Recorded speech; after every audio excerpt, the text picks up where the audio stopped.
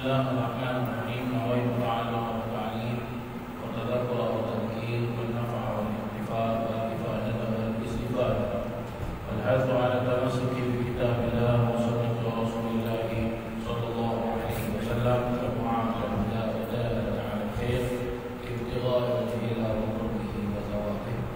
Allahumma salli 'ala sayyidina Muhammad al-Fatih lima ughliqa wal khatim lima sabaq ناصر الحق بالحق والهادي الى صراطك المستقيم وعلى اله حق قدره ومقداره العظيم. اللهم صل صلاه كامله وسلم سلاما تاما على سيدنا محمد الذي تنحل به العقد وتنفرد به الكرب وتقضى بالحوائج وتنال به الرغائب وحسن الخواتم ويستصغر الظلام بوجه الكريم وعلى اله وصحبه في كل لمحه ما نفس على كل محمود الله. اللهم صل وسلم على نور الانوار وسر الاسرار وترياق الاخيار ومفتاح باب الحساب سيدنا مولانا محمد المختار واهله الاطهار واصحابه الاخيار عدد نعم الله وابطاله. اللهم صل على سيدنا محمد طب القلوب ودوائها وعافيه الابدان وشفائها ونور الابصار وضيائها وعلى اله ونور الابصار وضيائها وعلى اله وصحبه وسلم.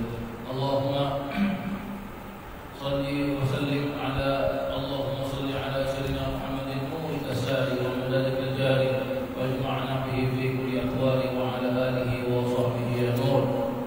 اللهم صل على سيدنا محمد مفتاح باب رحمه الله عدد ما في علم الله صلاه وسلاما دائمين بدوام ملك الله وعلى اله وصحبه ومن والاه ولا حول ولا قوة إلا بالله. الحمد لله وشكر kita kepada Allah Subhanahu wa taala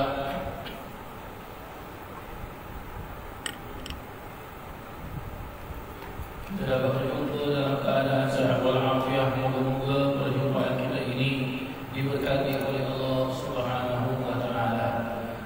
Para jemaah yang dirahmati Allah, kita masih lagi dalam bab yang ke-50, bab yang ke-65 di dalam kitab Riyadhus Shalihin ini.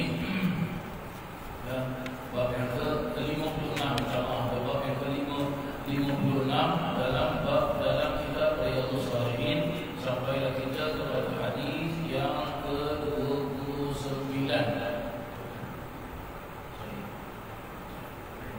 Hadis yang ke-29 di dalam bab ini dan dia merupakan hadis yang ke-517 kali. Bismillahirrahmanirrahim. Wa an Asma binti Yazid radhiyallahu anha qalat kana kummu qamisi Rasulillah kummu qamisi Rasulillah sallallahu alaihi wasallam ila rusuk rawahu Abu Dawud wa Tirmidzi wa qala haditsun hasan. Ar-rusuk bis-sad wal-rusuk bis-sin aydan wa huwa al-mifsalu bainal kaffi was-sa'i. Artinya dari Asma bin Yazid radhiyallahu anhuma. Asma bin Yazid radhiyallahu anhuma.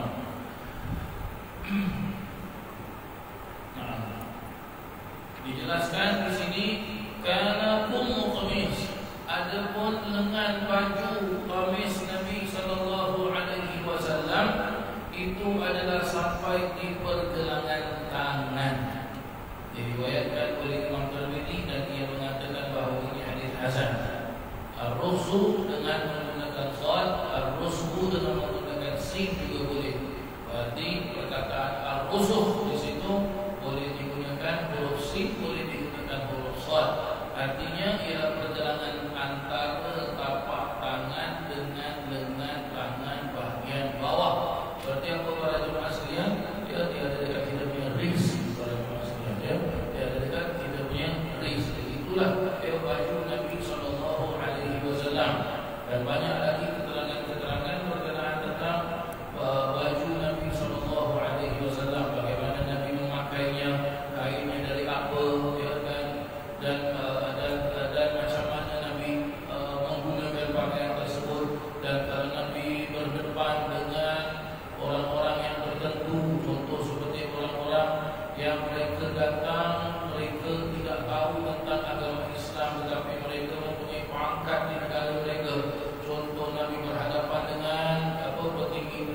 kerajaan-kerajaan yang lain seperti raja-raja aku yang lagi pakai bajunya ya, bila Nabi sallallahu alaihi wasallam pada hari Jumaat pakai baju apa, banyak keterangan-keterangan tersebut ya, memperjelaskan tentang pakaian-pakaian Nabi Muhammad sallallahu alaihi wasallam dan kita boleh nampak dan kita boleh baca ya di dalam kitab-kitab, salah satu daripadanya iaitu Syama'il Muhammadiyah yang disusun oleh Imam Tirmidzi rahimahullah taala, ataupun kitab yang sering dulu dibaca oleh almarhum Al-Ustaz Abdullah bin Ahmad Al-Jufri ya, kitab Bahrul Madi ya, Bahrul Madi ya, Bahrul Madi ya, tebal kitab itu ya, kitab Bahrul Madi ya. Ia juga merupakan hadis-hadis yang disusun, yang dikumpulkan oleh Imam Tirmidzi rahimahullah taala. Baik. Hadis yang selanjutnya. Hadis ini para jemaah sekalian panjang. Hadis ini para jemaah sekalian. Jadi kita akan baca juga hadis ini insya-Allah. Ya, kita akan baca juga ya hadis selanjutnya. Wa an Jabir radhiyallahu anhu, yaitu Sayyidina Jabir bin Abdullah Al-Ansari radhiyallahu anhu. Inna kunna yawmal khandaqi nahfiru fa'aradat kulliyatun shadidatun faja'u ila an-nabi sallallahu alaihi wasallam faqala hadhihi kulliyatun 'aradat fil khandaq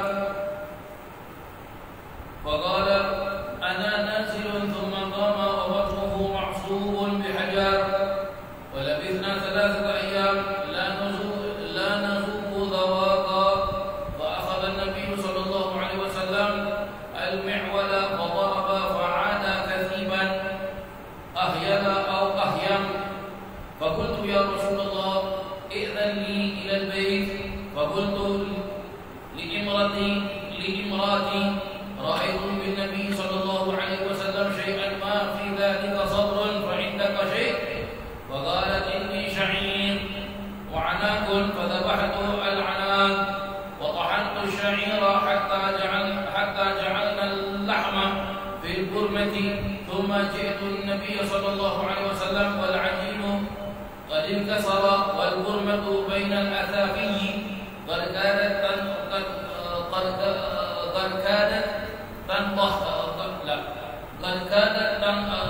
تنضج فقلت تعين لي فقم أنت يا رسول الله ورجل أو رجلان قال كم هو فذكرت له فقال كثير طيب قل لها لا تنزع البرمة ولا الخبز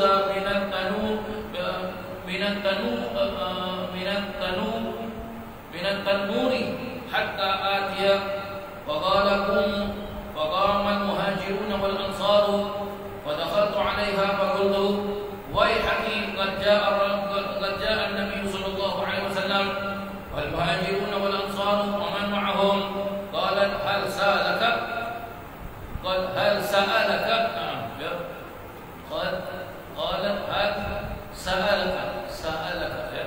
قلت نعم قال ادخلوا ولا تضاغطوا فجعل يكسر الخبز ويجعل عليه اللحم ويخمر البرمة والتنور إذا أخذ منه ويقرب إلى أصحابه ثم ينزع ولم يزل يكسر ويغرف حتى شبعوا وبقي منه وقال كلي هذا وأهلي وإن الناس أصابهم مجاعة متفق عليه.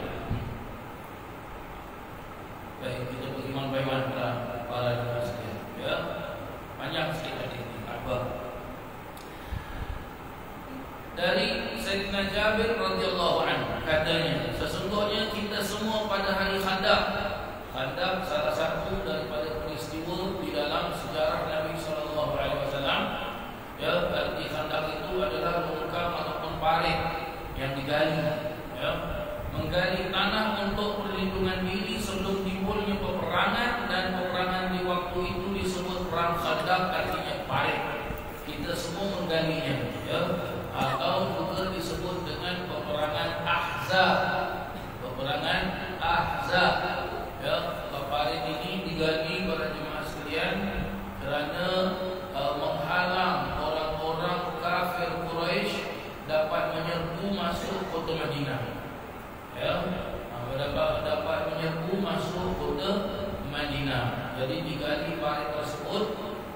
dan kuda pun tak dapat nak loncat. Kalau loncat jatuh ke dalam balik pada jemaah sekalian.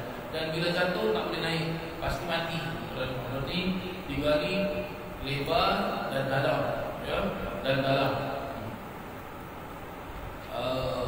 Tetapi keadaan sekarang ini, kalau siapa pergi haji, siapa pergi umrah, dia dulu di kawasan Khaddam ini ada 7 masjid para jemaah sekalian. Salah satu masjidnya adalah Masjid Sayyidina Salman Al-Farisi radhiyallahu anhu. Wallahu a'lam, saya tak pasti apa masjid itu masih ada lagi ketika wallahu a'lam. Sebab setahu saya sekarang di kawasan Khaddam ini telah dibina satu masjid yang besar. Ya, masjid itu sebagai lambang terjadinya peperangan Khaddam. Sama juga kalau awak pergi Uhud sekarang ini, Uhud, ya, peperangan Uhud, ya, di kawasan Uhud itu sudah dibuat satu masjid yang besar. Ya, jadi menunjukkan lambang di situlah peperangan Uhud. Ya, di situlah peperangan Uhud. Kemudian pada penggalian itu terhalang oleh adanya gumpalan panah yang keras. Para sahabat sama-sama mendatangi Nabi SAW lalu berkata, tanah keras ini menghalang-halangi untuk kelanjutan penggalian parit. Berarti apa? Susah nak digali parit tersebut para jemaah sekalian. Ya, sebab ada tanah yang keras. Beliau SAW lalu bersabda, saya akan turun. Selanjutnya beliau SAW terus berdiri, sedang perut beliau itu diikat di situ dengan sebuah batu kerana kelaparan. Ya. Nabi SAW di antara peperangan macam masjid para jemaah sekalian. Di antara masjid-masjid di kota Madinah, Masjid Quba adalah masjid pertama yang dibina, dan Masjid Quba itu yang gaul tanah campur air sampai jadi seperti batu bata. Setelah itu ambil tanah lagi campur dengan air, jadilah dia seperti simen. Itu adalah masjid yang dibina dengan tangan Nabi SAW. Nabi sendiri ikut bina. Ya, Sayyidina Hamzah dan juga para sahabat-sahabat menangis tengok. Ya, Nabi sendiri ikut bina masjid tersebut para jemaah yang dirahmati Allah. Begitu juga dengan perang Khandaq ini. Perang Khandaq ini Nabi SAW sendiri turun tangan.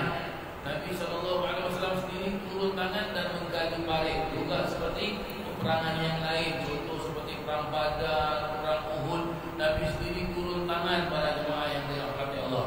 Ya. Ada juga peperangan-peperangan yang lain yang banyak Nabi SAW sendiri turun tangan. Dijelaskan lagi dalam hadis ini, kita semua memandang sudah selama 3 hari dia tidak merasakan rasa makanan apapun. Allah. Lihat betapa susahnya Nabi SAW nak mengembangkan, menyampaikan wahyu dari Allah Subhanahu Wa Taala. Ada-adanya Nabi SAW dirinya terancam, nyawanya terancam.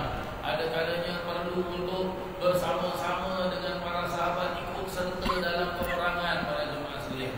Ya, maka susah Nabi SAW dulu. Kita sekarang ini sudah tak ada susah. Kita sekarang ini cuma dapat senamnya apa yang telah dijalani oleh Nabi SAW. Sama juga seperti kita baca kitab hadis ini. Ya, begitu susahnya Imam Nawawi rahimahullah taala nak kumpulkan hadis ini. Kalau kita lihat hadis-hadisnya ini banyak sekali, ada yang hadis yang dikumpulkan oleh Imam Nawawi muttafaqun alaih. Muttafaqun alaih berarti apa? Semua kesepakatan 6 ulama ahli hadis. Ada hadis-hadisnya diambil daripada Imam Bukhari, ada hadis daripada Imam Bukhari dan Imam Muslim, ada dari Imam Muslim saja, ada dari Imam Ibnu Majah, ada Imam begini. Kalau kita buka teliti sejarah-sejarahnya para alim ulama ni, mereka nak kumpulkan hadis itu susah, bukan senang para jemaah yang dirahmati Allah. Sekarang tengok senang, kita dah dijadikan buku, tinggal buka baca saja. Dan tinggal buka kita mendatangi para alim ulama untuk kita mempelajarinya. Itu saja. Kita sekarang ini hanya mengecap manisnya, senangnya kesusahan para alim ulama dahulu kala radhiyallahu anhum ajma'in, dan juga para sahabat-sahabat Nabi radhiyallahu anhum ajma'in, dan juga jerih payah susahnya baginda Nabi Muhammad Rasulullah sallallahu alaihi wasallam. Semoga kita semua mendapatkan keberkatan daripada Nabi sallallahu alaihi wasallam, para sahabat-sahabatnya dan para alim ulama radhiyallahu anhum ajma'in. Kita semua memang sudah selama 3 hari itu tidak merasakan rasa makan apa pun. Nabi SAW lalu mengambil cangkul, terus memukulnya, maka kembalilah tanah keras itu bagaikan tumpukan pasir yang hancur lebur. Ada juga yang memperjelaskan bahawasanya tanah ini keras, maka para sahabat cuba untuk memukul ke tanah ini dan pecahkan tanah ini supaya dapat tergali parit, tak dapat. Maka Nabi SAW turun. Dengan mukjizatnya Nabi SAW, Nabi pukul tanah tersebut, maka hancur tanah itu. Ya, maka hancur tanah itu. Kemudian saya berkata, siapa ni saya? Ya, sahabat yang meriwayatkan ini iaitu Sayyidina Jabir bin Abdullah Al-Ansari. Ya Rasulullah, berilah saya izin untuk pulang ke rumah. Ya, dia minta izin dengan Nabi SAW untuk pulang ke rumah. Kenapa untuk pulang ke rumah? Sebab dia nampak Nabi turun, perut Nabi itu diikat. Ya, perut Nabi diikat. Kenapa diikat? Sebab tahan lapar sudah 3 hari tidak makan. Ya, Nabi memperjuangkan agama Islam ini sampai 3 hari tidak makan. Ada juga di dalam kitab-kitab hadis yang lain Nabi sering tidak makan. Kenapa tidak makan? Nabi tak nak makan ke? Bukan Nabi tak nak makan, tak ada barang makanan. Tak ada makan para jemaah yang dirahmati Allah. Ya, sampai-sampai dijelaskan kalau di bulan Ramadan itu Nabi dengan para sahabat-sahabatnya buka puasa dengan beberapa butiran kurma dan minum air dengan beberapa teguk sahaja. Dah selesai itu saja. Tak ada makan lagi, tak ada. Kenapa tak ada makan? Memang tak ada makan para jemaah yang dirahmati Allah. Susah hidup Nabi SAW. Dan sahur begitu juga dengan beberapa butiran kurma dan beberapa teguk air saja. Dah itu saja. Ya, sahurnya Nabi SAW. Tidak seperti kita para jemaah sekalian. Itu dia. Ya, sebab itu tatkala kita mendapat makan, ingat Nabi SAW. Banyak-banyak syukur kepada Allah Subhanahu wa taala. Banyak-banyak terima kasih kepada Allah Subhanahu wa taala. Berkat doa Nabi SAW, maka barang makan melimpah ada di muka bumi Allah Taala. Ya, barang makan melimpah ada di muka bumi Allah Subhanahu wa taala. Kita ambil contoh sudah para jemaah sekalian. Sekarang ni musim apa? Musim haji. Sekarang banyak sudah umat Islam yang menunaikan ibadah haji. Siapa yang sampai awal mereka datang ke Madinah, setelah itu menunaikan haji datang ke Mekah, setelah itu balik. Ya, setelah itu balik. Siapa yang datang lambat, maka mereka datang ke Mekah dulu menunaikan ibadah haji. Setelah itu sekarang ini mereka mulailah sudah berangkat ke Kota Madinah. Ya, kita kalau ada rezeki para jemaah sekalian, pergi haji, pergi umrah, tengok barang makan apa ada kat sana. Tengok barang makan apa ada kat sana. Barang makan yang ada kat sana, buah-buahan saja premium para jemaah yang dirahmati Allah. Sedangkan negeri Arab padang pasir mana ada buku apple, tapi apple di mana sedap. Insya-Allah. Negeri Arab padang pasir mana boleh dapat anggur, tapi anggurnya garing-garing sedap, nikmat, masya-Allah. Ya, masya-Allah. Lihat para jemaah yang dirahmati Allah. Dan kita tahu sendiri, kalaulah mama kata orang Singapura kalau menunaikan ibadah haji, menunaikan ibadah umrah, hotelnya faham-faham sudah para jemaah sekalian. Ya, cuba kita pergi dekat shopping center hotel tu, masya-Allah. Macam-macam barang makan ada, macam-macam minuman ada, macam-macam kedai ada, subhanallah. Dari kedai makan, kedai minum, kedai baju, kedai perfume, kedai apa semua ada, masya-Allah. Masya-Allah, masya-Allah. Kenapa boleh dapat ini semua? Kenapa boleh ada ini semua para jemaah sekalian? Oh, ini sebab Ustaz, negeri Arab kaya Ustaz, sebab dia banyak minyak. Itu saja, itu apa? Itu apa nama kata orang, perantaraan sahaja. Pada hakikatnya itu berkat doa Nabi Muhammad SAW. Kalau bukan doa Nabi Muhammad SAW, tak ada. Tak ada. Begitu juga dengan kehidupan kita ini. Kita lihat umat-umat yang terdahulu apabila mereka melanggar ajaran-ajaran para nabi mereka. Umat Nabi Musa, umat Nabi Lut, umat Nabi Sulaiman, umat Nabi Ibrahim, umat Nabi Yusuf, umat Nabi Harun, umat Nabi Ayub, umat Nabi Zakaria, semuanya hancur para jemaah sekalian, dibinasakan oleh Allah Subhanahu wa taala. Umat Nabi Muhammad sallallahu alaihi wasallam dibinasakan oleh Allah? Tidak. Kenapa tak dibinasakan oleh Allah Taala? Kenapa umat Nabi Muhammad sallallahu alaihi wasallam tak dibelah laut oleh Allah Taala seperti Allah perintahkan Nabi Musa untuk belah laut sampai laut itu telan Firaun?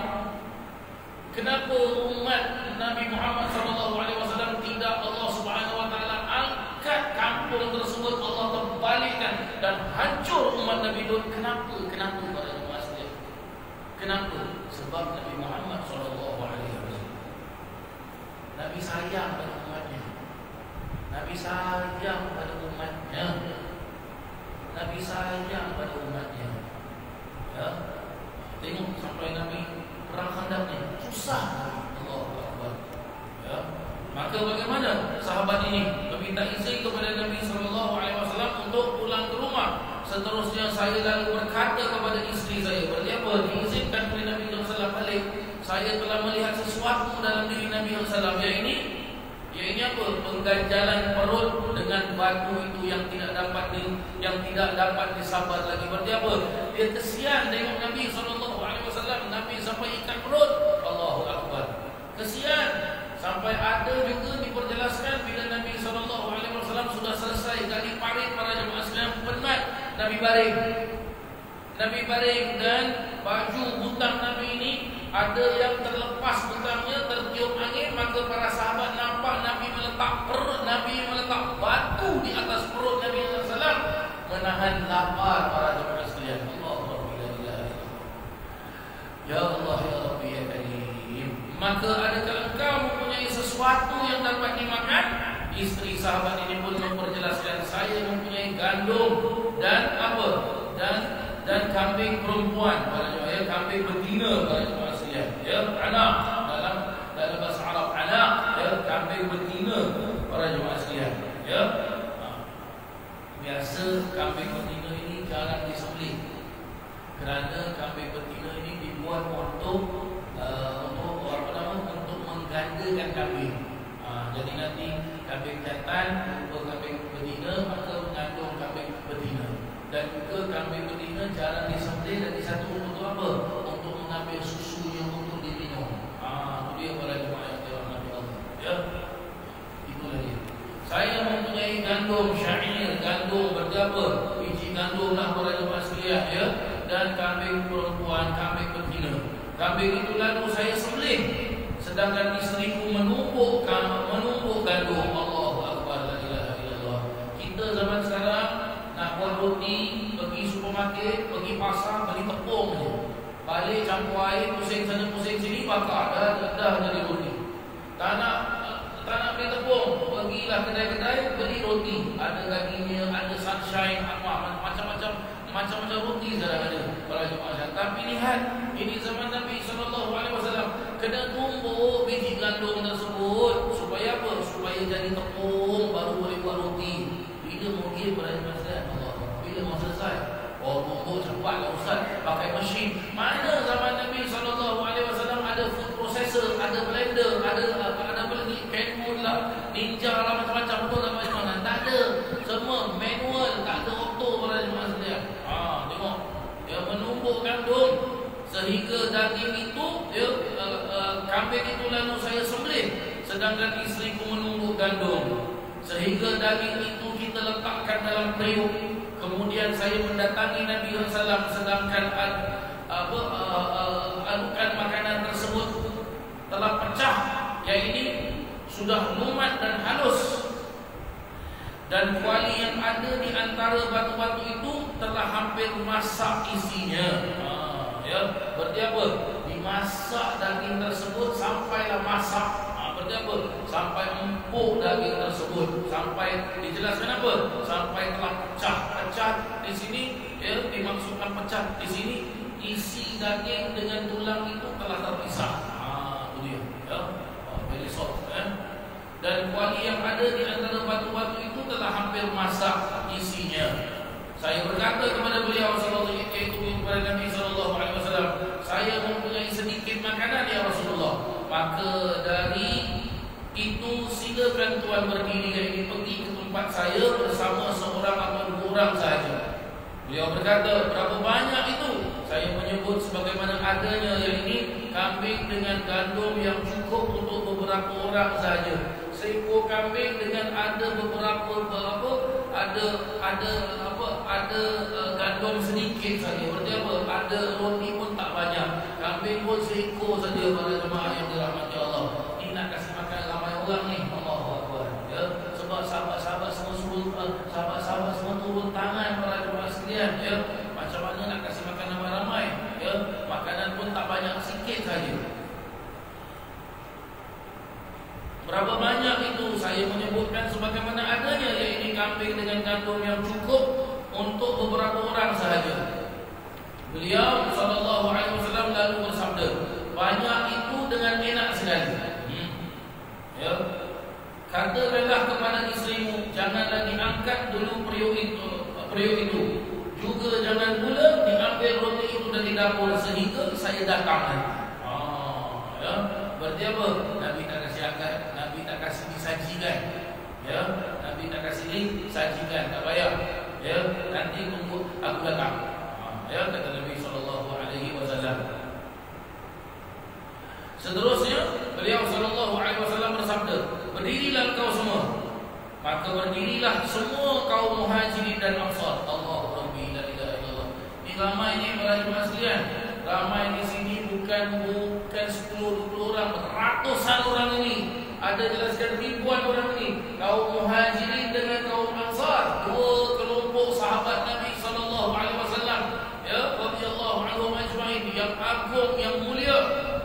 Ya, yang agung yang mulia, yang mana mereka ini ikut Nabi sallallahu alaihi wasallam dari parit tersebut. Dari parit tersebut. Saya masuk, ya. Sahabat tadi pun apa? Masuk balik ke dalam rumahnya, dia pun cakap dengan isteri dia, celaka ni. Maksud celaka ni apa? Alamak, macam mana ni? Kita makanan sikit je nak kasih orang ramai makan. Allahu Rabbi. Nabi SAW datang dengan semua kaum Muhajirin dan Ansar. Jadi semua yang menyertainya. Isteri sahabat pun berkata, ya, adakah beliau menanyakan banyaknya makanan? Maka saya mengatakan iya. Maksud daripada makanan sikit tersebut, ada juga riwayat diperjelaskan bahawasanya makanan yang disiapkan oleh para sahabat tersebut dengan isterinya cukup untuk 2-3 orang makan saja. Tak banyak para jemaah. Tapi Nabi ajak semua para sahabat-sahabatnya datang. La ilaha illallah. Semua sahabat-sahabatnya datang. La ilaha illallah. Ya, akhirnya bagaimana para jemaah yang dirahmati Allah? Ya, isteri sahabat tersebut, isteri Sayyidina Jabir radhiyallahu anhu, jelaskan, kalau begitu Allah dan Rasulnya lah yang lebih mengetahui. Ya, kita dah buat apa yang kita mampu. Ya, dengan Sayyidina Jabir dengar isteri dia cakap gitu, Sayyidina Jabir sedih para jemaah sekalian. Dia sedih. Sebab apa? Makanan itu saja yang mampu mereka, itu saja yang mampu mereka siapkan. Tak dapat nak siapkan banyak-banyak, tak dapat para jemaah sekalian. Tak dapat. Seterusnya Rasulullah SAW pun bersabda, masuklah engkau sekalian dan jangan berjejalan. Berarti apa? Masuk one by one, jangan berebut-berebut. Jangan berebut-berebut. Nabi SAW lalu memotong roti dan diberikan pula di situ dagingnya, lalu menutupi periuk dan dapur itu apabila beliau mengambil daripadanya, mendekatkan kepada para sahabat-sahabatnya. Kemudian ditarik lagi kuali tersebut sesudah diambil isinya. Tidak henti-henti beliau SAW memotong roti itu dan mencedok kuah tersebut sehingga sekalian sahabat itu kenyang semua dan masih ada pula sisa dalam kuali tersebut. Allahumma salli wa sallim wa barik alaihi ya Rasulullah, atrina ya Rasulullah. Kemudian Nabi SAW bersabda, makanlah ini dan berikanlah hadiah jiran tetangga, sebab sesungguhnya para manusia itu terkena bencana kelaparan. Allahu la ilaha illallah. Ya, kita belum habis lagi baca hadis ni. Hadis ni panjang para jemaah sekalian. Ini baru satu paragraf daripada hadis ini. Kalau sempat kita habiskan. Tak sempat kita sambung minggu depan para jemaah sekalian. Paragraf pertama kita boleh dapat pelajaran. Apa pelajarannya para jemaah yang dirahmati Allah? Terjadi di dalam satu peristiwa di dalam agama Islam, sejarah Nabi SAW yang disebut dengan perang Khandaq.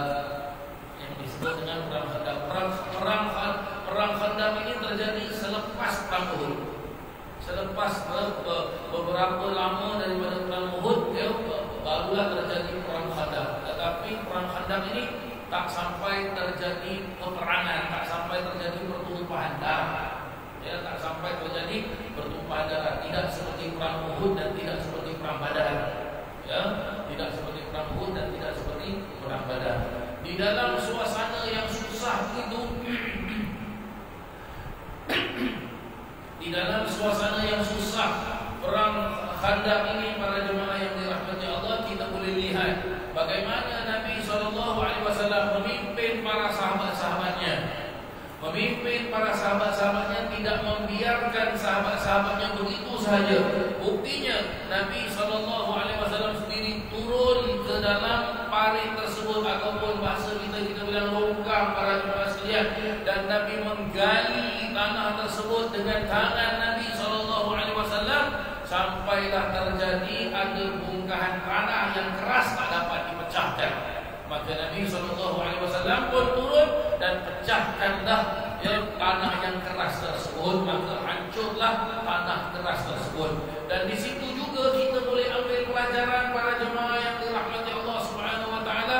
Nabi mengkorbankan dirinya. Maksudnya apa? Waktu dia menghabiskan waktu dia untuk sama-sama berjuang dengan para sahabat-sahabatnya demi untuk menegakkan kalimatnya, demi untuk menegakkan agama Islam. Maka kita jadi seorang pemimpin, jangan biarkan rakyat merana.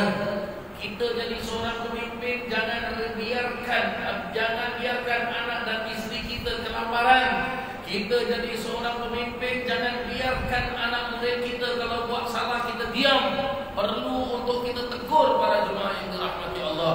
Saya bukan pemimpin. Ya, kalaulah kita bukan pemimpin, bukan menteri, bukan Perdana Menteri, bukan orang yang berpangkat, tetapi kita adalah pemimpin kepada ahli keluarga kita. Kalaulah kita sebatang kara tak ada keluarga para jemaah sekalian, tinggal kita seorang-seorang pun kita pemimpin juga. Pemimpin apa? Pemimpin terhadap diri kita sendiri para jemaah yang dirahmati Allah. Nabi SAW pernah bersabda dalam sebuah hadis, kullukum ra'in wa kullukum mas'ulun an ra'iyatih, atau kama qala Nabi SAW. Setiap kamu adalah pemimpin dan setiap kamu akan ditanya atas kepimpinan kamu. Maka kalau kita jadi pemimpin terhadap diri kita sendiri, Allah akan tanya. Allah kasih kita waktu, kita buat apa? Allah kasih kita mata, kita buat apa? Allah kasih kita kesehatan, kita buat apa? Allah kasih kita begitu dan begini, apa yang kita buat? Kalau kita sebagai seorang suami, sebagai seorang ayah di dalam ahli keluarga kita digelarkan sebagai seorang suami sebab kita menikah. Maka bagaimana kita seorang suami pimpin isteri kita, didik ahli keluarga kita. Dan kalau kita sudah ada anak, maka kita digelarkan sebagai seorang ayah. Maka bagaimana, apa tanggungjawab suami, apa tanggungjawab ayah? Memberi nafkah kepada keluarganya, mendidik anak-anak dan istrinya. Sampai-sampai Allah Subhanahu Wa Taala menyatakan di dalam Al-Quran, janganlah kamu, wahai orang-orang yang beriman, qu anfusakum wa ahlikum nara, kata Allah Subhanahu Wa Taala, wa quluhan nas wal hijarah, wahai orang-orang yang beriman, janganlah kamu jadikan qu anfusakum, maksudnya janganlah kamu jadikan diri kamu dan ahli keluarga kamu daripada bahan yang boleh boleh menyala-nyalakan api neraka Allah Subhanahu wa taala. Berarti apa para jemaah sekalian? Kita kalau di dalam rumah kita solat tapi anak dan isteri kita tak solat, walaupun kita solat kita akan ditanya oleh Allah Subhanahu wa taala. Kenapa kita biarkan anak dan isteri kita tidak solat? Ya, kenapa kita biarkan? Itu dia. Begitu juga lah seorang guru begitu juga. Kalau nampak anak murid dia tak betul, anak muridnya lama tak datang, panggil. Kenapa tidak datang? Saya diceritakan para jemaah sekalian, ya. Saya diceritakan oleh salah satu daripada anak muridnya, Allah yarham al-faqih al-alim al-alamah, Allah yarham Syekh Umar bin Abdullah al-Sadiq. Syekh Umar bin Abdullah al-Sadiq ini bukan hanya orang alim, orang alamah, lebih tinggi daripada orang alim. Beliau mampu jadi mufti, bahkan dijelaskan beliau mampu bukan jadi mufti, lebih tinggi dari mufti lagi. Masya Allah, sangat-sangat alim Syekh Umar bin Abdullah al-Sadiq. Sering berada di dalam Masjidil Haram dan apa? Solatnya itu di dalam Masjidil Haram, khatam Al-Quran. Selalu mengkhatamkan Al-Quran di dalam solat di Masjidil Haram. Pernah satu ketika orang datang atau dipanggil oleh Syekh Umar. Dipanggil oleh Syekh Umar Al-Sadiq radhiyallahu anhu. Allah Taala tinggikan darjat Syekh Umar bin Abdullah al-Sadiq. Mungkin saya rasa sebagai besar daripada jemaah dekat sini jumpa dengan beliau, pernah duduk dengan beliau. Ya, Syekh Umar panggil, engkau kenapa dah lama tak datang? Ini orang ni sendiri cerita pada saya. Engkau kenapa dah lama tak datang? Engkau dulu datang hari ini jam sekian, engkau duduk macam ini, engkau pakai baju colour ini, engkau masuk dari pintu begini. Syekh Umar kasih in detail. Orang ini datang sekali saja di kelasnya Syekh Umar, majlisnya Syekh Umar, dan setelah itu tak datang, setahun tak datang. Akhirnya dia cakap dengan Syekh Umar, minta maaf Habib, saya susah Habib, saya nak pergi Habib punya kelas, saya tanya duit. Syekh Umar ambil duit dari sakunya, kasih duit dengan orang ini duit ambil, kata Syekh Umar. Gunakan ini duit, datang saya punya kelas. Mau datang, habis cakap lagi, saya kasih dia. Lihat, ini seorang murabbi, guru para jemaah yang dirahmati Allah. Kata ya, Nabi SAW begitulah dia. Begitulah Nabi Muhammad SAW. Kata para jemaah yang dirahmati Allah. Zaman sekarang orang dah tak buat macam ini para jemaah sekalian. Zaman sekarang siapa datang nak belajar-belajar, bila dia tak datang dia main pasar. La haula wala quwwata illa billah. La haula wala quwwata. Dan zaman sekarang keberkatan dalam majlis ta'lim sudah banyak hilang. Banyak hilang. Kalau kita lihat cara orang dulu-dulu menyampaikan majlis ta'limnya, dia nak menyampaikan bagaimana cara dia nak menyampaikan. Murid kepada Al-Habib Abdullah bin Alawi bin Muhammad Al-Haddad, yaitu Al-Imam Al-Qutub Al-Habib Ahmad bin Zain Al-Habashi di Halqah radhiyallahu anhum ajma'in. Beliau itu jalan kaki para jemaah sekalian dari Halqah ke Masjid Al-Fatah, rumah Habib Abdullah bin Alawi bin Muhammad Al-Haddad. Ya, ambil hati kalau saya ketiban, tahu kan di Halqah mana? Jauhnya Allah, jalan kaki. Kita naik van ada aircon sedap lagi, masya-Allah. Jalan kaki. Ya, jalan kaki Imam Ahmad bin Zain Al-Habashi radhiyallahu anhu. Ya. Dan sebelum beliau sampai ke rumah Al-Habib Abdullah bin Alawi bin Muhammad Al-Haddad, beliau baca apa yang akan beliau pelajari dengan Habib Abdullah Al-Haddad lebih daripada 50 kali. Dan pelajaran yang telah beliau baca dengan Habib Abdullah Al-Haddad, beliau baca lebih daripada 50 kali. Baru beliau datang duduk belajar dengan Habib Abdullah Al-Haddad. Ya, belajar dengan Habib Abdullah Al-Haddad. Zaman sekarang keberkatan majlis ta'lim sudah banyak hilang. Banyak hilang. Ya, ditegur oleh guru tak terima, ditinggalkan guru tersebut. Alhamdulillah kita sudah banyak hilang. Ya, sudah banyak hilang. Zaman dahulu ada Allah Rabbi la ilaha illallah Muhammad Rasulullah. Ya, saya ingat dulu, ya betul. Saya masih kecil, saya ingat dulu. Ya, dulu almarhum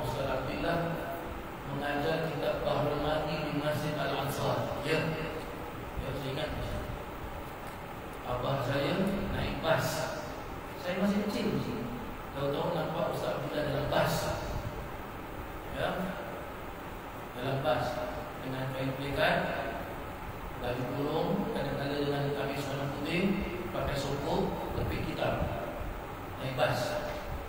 Tawadhu Ustaz Bilal.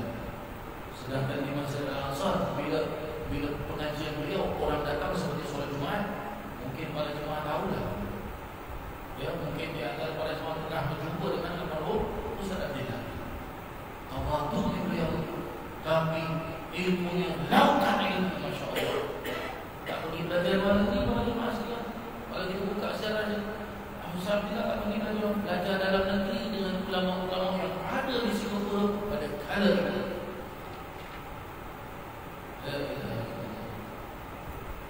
Tawadhunya zaman sekarang mau cari orang alim yang tawadhu bagaimana? Kenapa boleh tawadhu? Imam Ghazali rahimahullah ta'ala jelaskan di dalam kitabnya Bidayatul Hidayah. Asyaddun nas, kata Imam Ghazali, ya, beliau mendatangkan salah satu daripada beberapa hadis Nabi SAW. Paling dahsyatnya manusia di akhirat kelak yang akan dapat siksaan dari Allah Ta'ala adalah orang alim yang tidak mengamalkan ilmunya. Dia ada ilmu tapi dia tak amalkan ilmunya. Maksudnya bagaimana? Dia suruh orang solat tapi dia tak solat. Dia suruh orang pergi kajian agama tapi dia tak kajian agama. Dia suruh orang buat jangan ini haram, tapi dia menggalakkan haram. Zaman sekarang para lemaskan. Ya, kita lihat hadis Nabi SAW. Mampu kita buat seperti Nabi SAW? Tak mampu para lemaskan. Zaman sekarang akhlak Nabi SAW sudah hampir hilang, hampir pupus, hilang. Sampai kalau nak lihat suatu akhlak Nabi SAW, kita masih tercengang semua. Ada betul, ini masih gini. Betul, ini macam ni. Allah Akbar. Kita dulu tak berani. Saya ingat saya dulu, kita masih belajar ni. Allah dulu tak berani. Nak lalu depan rumah tu tak berani. Takut. Nampak kereta Habib Umar masuk ke dalam musofa. Nampak kereta Habib Umar dia tak ada, driver yang ada. Nampak kereta, lari kita takut. Allahu Akbar. Padahal yang keluar dari kereta, driver yang keluar. Habib Umar tak ada. Allahu Akbar. Ya, pernah kereta Habib Umar tu kotor, berebut kita mau cuci kereta Habib Umar. Sebab apa? Mau berkatnya guru. La ilaha illallah. Mau berkatnya guru. La ilaha illallah. Allah Rabbi la ilaha. Zaman sekarang sudah habis. Lihat ini sampai dia nampak Nabi SAW ikat perut, dia balik rumah untuk masak kasih Nabi makan. Balik rumah kasih Nabi makan. Zaman sekarang ada orang buat demikian. Ya, zaman dahulu kala saya masih ingat orang saya kecil-kecil mungkin dia ada para jemaah yang lebih senior dari saya lebih tahu. Kita dulu kalau lah ada makan lebih, apa yang kita buat? Hantar pergi rumah ke guru. Padahal ke guru tu ajar apa?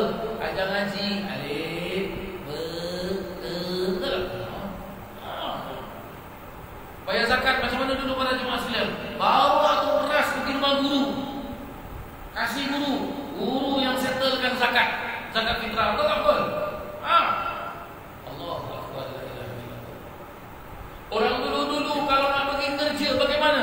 Datang rumah guru dulu, minta doa dengan guru, minta doa. Allah Rabbi la ilaha illallah. Minta doa. Allahu Akbar la ilaha illallah. Al-Imam Al-Qutb Al-Habib Ali bin Muhammad Al-Habsyi radhiyallahu anhu sahabul Maulid.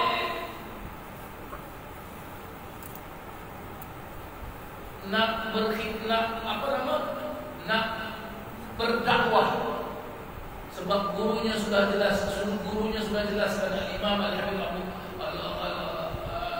Al-Qutb Al-Habib Abu Bakar Al-Abbas radhiyallahu anhu. Ya, jelaskan dengan Habib Ali, balik sudah cukup dah pengajian kau dengan aku. Maka bila beliau mula nak berdakwah, datang pergi rumah guru dulu, minta doa berkat guru. Habis berdakwah balik rumah guru lagi, minta doa, baru habis berdakwah, baru habis mengajar, minta doa. Allah Akbar. Zaman sekarang mana orang buat demikian? Zaman sekarang tak ada. jelaskan, zaman sekarang berkat ilmu sudah makin hilang. Sebab apa? Gurunya satu tidak betul. Gurunya satu tidak betul. Kerana apa? Tak ada fahaman yang benar. Baca kitab tak faham. Jadi dijelaskan dengan menurut fahaman dia. Bukan menurut fahaman yang inti-intinya kita. Kalau gurunya tidak benar, bagaimana muridnya? Lagi dia benar. Alhamdulillah. Ini yang terjadi pada jemaah yang dirahmati Allah. Akhir zaman makin hilang. Dan boleh kita lihat di sini juga para jemaah sekalian, kemuliaan, keagungan, kehebatan Nabi Muhammad sallallahu alaihi wasallam. Sudah masuk waktu Isya? Sudah masuk? Jam berapa Isya? Sudah masuk Isya? Lihat, jam berapa Isya? 8.28. Sekarang 8.28. Khalas, Allahu a'lam bishawab. Kita sambung minggu depan rasanya. Kita sambung minggu depan hadis ini insyaallah. Rabbana